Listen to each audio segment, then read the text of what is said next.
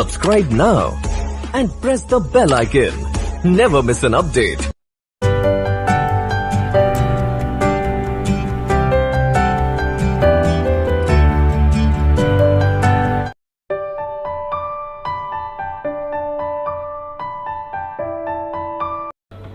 வணக்கம் நண்பர்களே, விஜயபிரேக் பேசுகிறேன். காலைல சீக்கிரம் எந்திரிக்க என்ன சார் பண்ணணும்? சீக்கிரம் தூங்கணும். நிறைய கமெண்ட்ஸ்க்கு இது மாதிரி பதில் சொல்லியாச்சு. சீக்கிரம் தூங்குவது எப்படி? எனக்கு தூக்கமே வரல, எனக்கு நிறைய பிரச்சனைகள் இருக்குது, எனக்கு நிறைய கடன் இருக்குது, அதனால் தூங்க முடியல.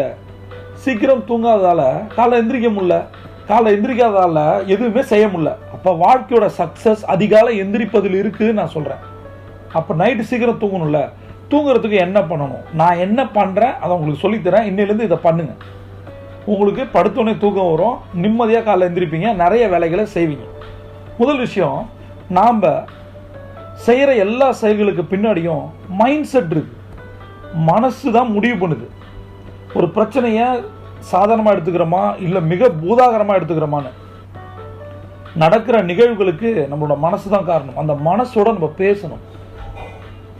நாம் மற்றவங்களோட பேசுகிறோம், மற்றவங்க நம்மளோட பேசுகிறாங்க, நாம் நம்ம கூட பேசுகிறோமா, நமக்குள்ளே பேசுகிறோமா? நமக்குள்ளேருந்து வர்ற பேச்சு என்னைக்கு நமக்கு கேட்க ஆரம்பிக்குதோ நம்ம ஜெயிக்க ஆரம்பிச்சிடுவோம். இதை தான் யூனிவர்சல் மைண்ட் வாய்ஸ்ன்னு சொல்கிறோம். இதை பற்றி நிறைய வீடியோக்கள் நான் பேசியிருக்கேன். இது வந்து ஒரு சூப்பர் கான்ஷியஸ் அப்படின்னு சொல்கிறாங்க. தாமஸ் ஆல்வா எடிசனும் ஆல்பர்ட் ஐன்ஸ்டீனும் இதை பண்ணியிருக்காங்க. இது பெரிய டாபிக். இது இன்றைக்கி நாம் எப்படி நம்ம மைண்டை பேசி டக்குன்னு தூங்குறது அப்படின்றத பார்க்கலாம். இதுக்கு ஒரு அஃபர்மேஷன் இருக்குது. அஃபர்மேஷன்னா என்ன? சுய கட்டளை, நமக்கு நாமே இட்டுக்கொள்ளும் கட்டளை. நாம் நம்மளோட மைண்டுக்கிட்ட பேசும்போது ஒரு குறிப்பிட்ட ஒரு வார்த்தைகளை தேர்ந்தெடுத்து அதை திரும்ப திரும்ப பயன்படுத்தும் போது நமக்கு நினச்சதெல்லாம் நடக்குது. இதுதான் அந்த சுய கட்டளையோட பலன். இப்போ நான் என்ன சொல்லித்தரேன்னா, என்னுடைய எல்லாவற்றையும் நான் விட்டுட்டேன். சுய கட்டளைகளை நீங்கள் ஓனாக எழுத கற்றுக்குங்க. நான் சொல்கிறது ஒரு ஐடியா. நீங்களே ஒரு டைரி எடுத்து தூங்குறதுக்கு முன்னாடி உங்களுக்கு என்ன தேவையோ உங்களுடைய ப்ராப்ளத்துக்கு ஏற்ற மாதிரி நீங்கள் எழுதுங்க. சரியா? இப்போ நான் காமனாக சொல்லித்தர்றேன். தூக்கம் வரல, இதை பண்ணுங்க, தூக்கம் வரலன்னு சொல்கிறேன். ஏன் தூக்கம் வரல உங்களுக்கு தான் தெரியும். அதற்கான சொல்யூஷனை நீங்களே எழுதுங்க. ரைட்? டவுட் இருந்தால் என்கிட்ட கமெண்ட்டில் கேளுங்க. நான் எல்லாவற்றையும் இப்போது விடுவித்துக் கொள்கிறேன். எல்லாத்தையும் விட்டுறேன். இதுதான் இந்த சுய கட்டளையோட கான்செப்ட். எதெல்லாம் விடலாம்? 4 விஷயங்கள் இருக்கு. நம்ம தூக்கம் வராததுக்கு 4 விஷயங்கள் இருக்கு. இந்த 4 விஷயங்கள் தான் நம்மை மிகப்பெரிய அளவில் பாதிக்குது. முதல் விஷயம் பயம். மனிதர்களை பற்றி இருக்கலாம், அல்லது நிகழ்வுகளை பற்றி இருக்கலாம், கடனை பற்றி இருக்கலாம், எதை பற்றி வேணா இருக்கலாம். பயம் மிகப்பெரிய ஒரு ஃபேக்டர் அது. ரெண்டாவது கவலை. நான் எப்பயுமே சொல்வேன், எதிர்காலத்தை பற்றிய ஒரு பயம், கடந்த காலத்தை பற்றிய ஒரு கவலை. இது ரெண்டும் தான் நம்மளோட லைஃப்பை இந்த நிமிஷம் வாழாமல் சாகடிக்குது. அப்போ எதிர்காலத்தை பற்றிய பயம் இருக்கக்கூடாது, கடந்த காலத்தை பற்றிய கவலையும் இருக்கக்கூடாது. ஏன்னா நடந்ததை நம்ம மாற்ற முடியாது. சில நிகழ்வுகள் நடந்துருச்சு, ஒருத்தவங்க நம்மளை விட்டு போகிறான்னு முடிவு பண்ணிட்டாங்க, போயிட்டாங்க. அதை நம்ம மாற்ற முடியல, நம்ம கஷ்டப்படுறோம். நாம் நம்மளை மாற்றிப்போம், அந்த நிகழ்வை மாற்ற முடியாது. இன்னொரு விஷயம், எதிர்காலத்தில் என்ன நடக்குன்னு நமக்கு தெரியாது. நம்ம பயந்துக்கிட்டே இருப்போம், மிகப்பெரிய பயம் இருக்கும், ஆனால் அது சப்புன்னு முடிஞ்சிடும், சாதாரணமாக முடிஞ்சிடும். அப்போ என்ன நடக்குதுன்னே தெரியாத எதிர்காலத்தை நினைத்து பயம் கொள்வது பைத்தியகாரத்தனம். ரைட்? அப்போ முதல் விஷயம் பயம், ரெண்டாவது விஷயம் கவலை, மூணாவது கோபம். இது வந்து டக்குன்னு டெம்பரமெண்ட், பயங்கர கோபம் வரும். நியாயமான கோபம் நல்லது. ஆனால் அதாவது நம்ம உடம்பை பொறுத்த வரைக்கும், மனதை பொறுத்த வரைக்கும் இது நியாயமான கோபம், அநியாயமான கோபம் அப்படிலாம் எதுவும் கிடையாது. கோபப்பட்டாலே நம்மளோட ஆயுள் குறையும், நம்முடைய மைண்ட் பாடி மாறும். அதனால் கோபத்தை தவிர்க்கணும். இது சொல்கிறது ஈஸி, செய்கிறது கஷ்டம். தேவையான நேரத்தில் ரௌத்ரம் பழகு வேற, சரியா? கோபப்படுறது வேற. நியாயமான ஒரு கோபம் தான் ரௌத்ரம். இப்படி தப்பு நடக்குது, அதை மாற்றணுமே நமக்குள்ள பொங்கி அந்த அந்த அந்த எமோஷன்ஸ் இருக்கு பாருங்க, அதான் ரௌத்ரம் பழகு. தேவையான நேரத்தில் நம்ம ரியாக்ட் பண்ணணும். அந்த ரியாக்ஷன் கோபமாக இருக்கணுமா, எப்படி வெளிப்படுத்தணும் நமக்கு தெரியணும். ஆனால் இந்த கோபம் வந்து என்ன பண்ணுது, நம்மளை கஷ்டப்படுத்துது. நமக்கு தெரியாது. நம்மளோட மைண்ட் ரொம்ப அழகானது. நம்மளுடைய மைண்டு ஒரு குட்டி குழந்தை தரையில் நடக்காத ஒரு குழந்தையோட பாதம் எப்படி இருக்கும், அது மாதிரி ஒரு சாஃப்ட் ஒரு ரோஜா பூன்னு வச்சிங்க. இது எல்லாரோட மைண்டும் தான். அது பிரிசனர் ஜெயிலுக்குள்ளே இருக்க கைதியாக இருக்கட்டும், மோசமான கொலகாரனாக இருக்கட்டும், யாராக வேணா இருக்கட்டும், சேடிஸ்டாக இருக்கட்டும், யாராக வேணா இருக்கட்டும், ஒவ்வொருத்தருக்கும் ஒரு மனசு இருக்குது. அது ரொம்ப குழந்தைத்தனமான மனசு, ரொம்ப ரொம்ப சாஃப்டான மனசு. அதில் நம்ம நிறைய விஷயங்களை போட்டு கஷ்டப்படுத்துகிறோம்.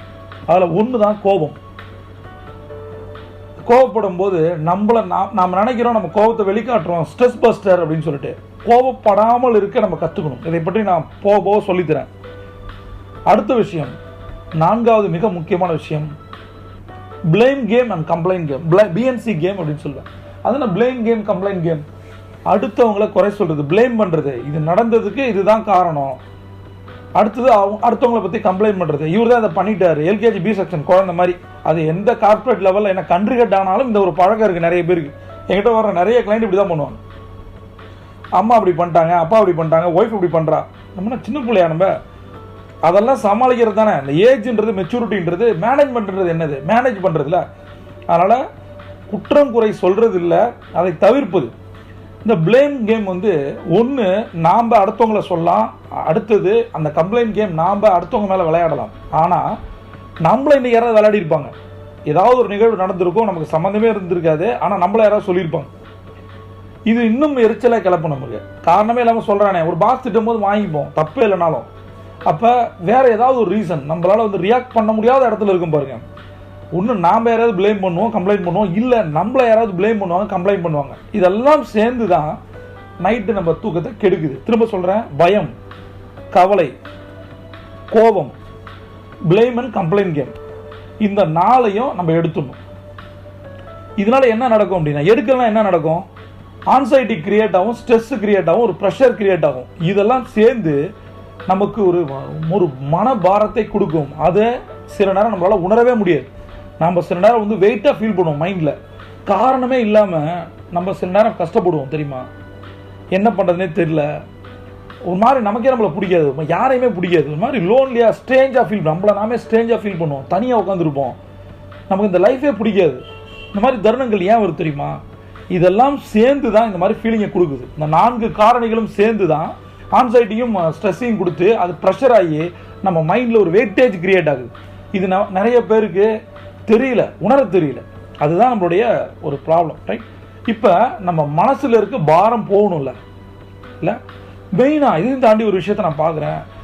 இந்த மாதிரி விஷயங்கள் நடந்து பிற மனிதர்களும் சக மனிதர்களும் சூழ்நிலைகளும் தருணங்களும் நமக்கு நிறைய நெகட்டிவ் தாட்ஸை நமக்குள்ள நம்மளை அறியாமே கிரியேட் பண்ணியிருக்கோம். சில பேர் பர்பஸாக பண்ணியிருப்பாங்க, சிலது தானாக நடக்கும்.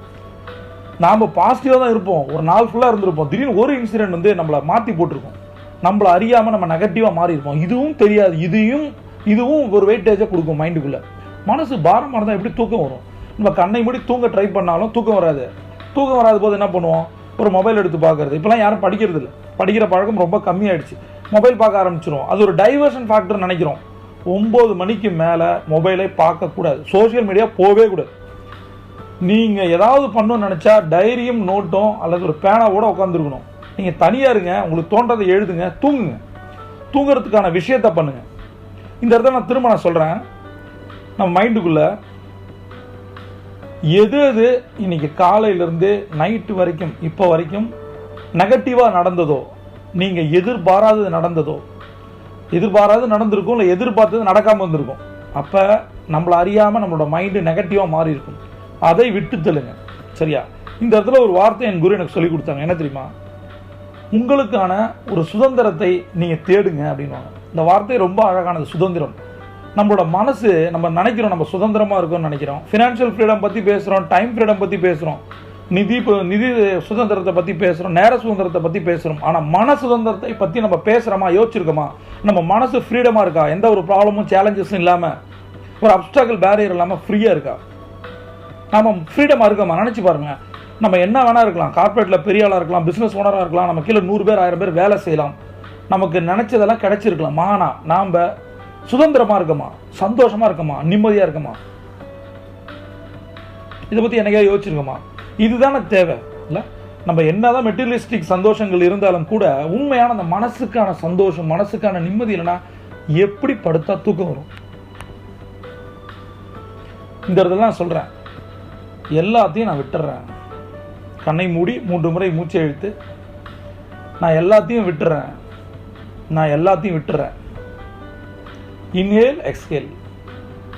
கண்ணை மூடி எல்லாத்தையும் நான் விட்டுட்டேன், நான் கம்ப்ளீட்டாக ஃப்ரீயாக இருக்கேன். நான் எல்லாத்தையும் விட்டுட்டேன், நான் கம்ப்ளீட்டாக ஃப்ரீயாக இருக்கேன். நான் எல்லாத்தையும் விட்டுட்டேன், நான் கம்ப்ளீட்டாக ஃப்ரீயாக இருக்கேன். இப்போ நான் நிம்மதியாக தூங்க போகிறேன்.